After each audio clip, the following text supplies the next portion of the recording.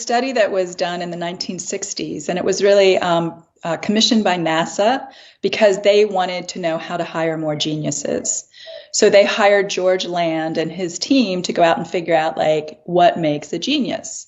So they started with a group of 5-year-olds and they gave them a creativity test.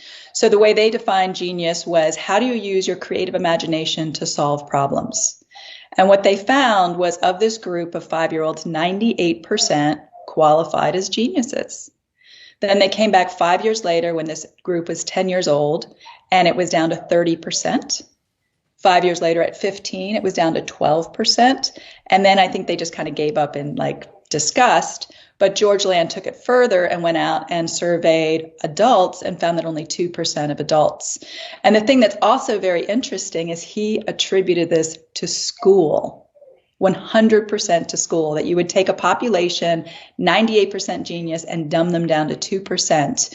And one of his quotes that I love is he said, "Uncreative behavior and thinking is learned."